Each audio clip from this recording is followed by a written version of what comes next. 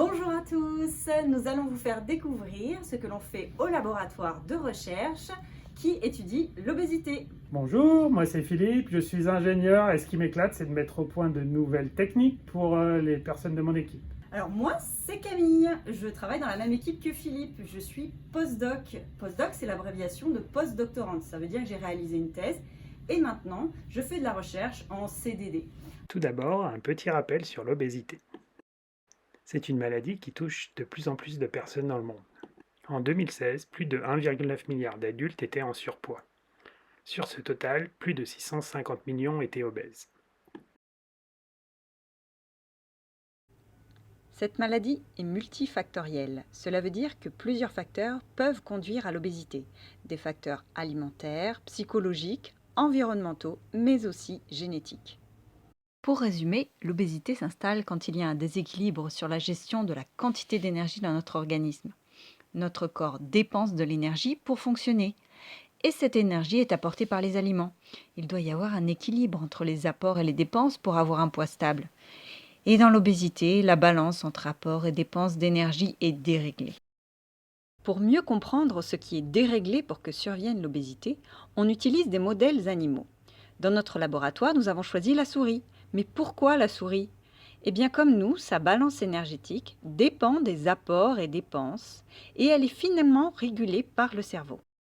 Certaines personnes peuvent être choquées que l'on utilise des animaux en recherche. Mais si l'on compare les chiffres de l'expérimentation animale avec ceux des animaux tués pour l'alimentation ou par les voitures, on se rend compte que cela représente une fraction infime. Malgré tout, pourquoi continuer à utiliser des animaux ? C'est encore nécessaire pour comprendre comment fonctionne notre organisme, pour comprendre certaines maladies ou pour trouver de nouveaux traitements efficaces et les tester. Il est important de dire que c'est une pratique très encadrée. Tout d'abord, il faut obtenir une autorisation avant de commencer les expériences. Ensuite, les personnels doivent être compétents et formés. Un nombre minimal d'animaux doit être utilisé. Et enfin, tout doit être fait pour augmenter la qualité de vie des animaux.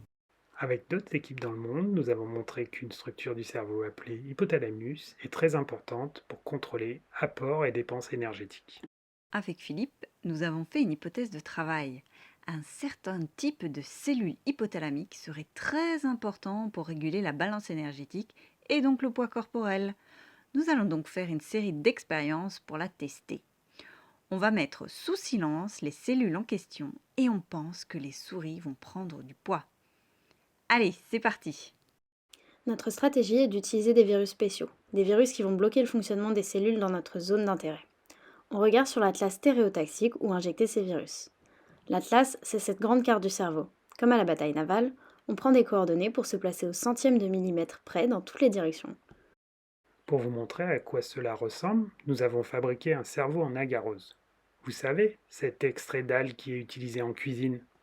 Pour cela, nous avons injecté à l'aide d'une pompe une molécule dans une zone bien délimitée du cerveau.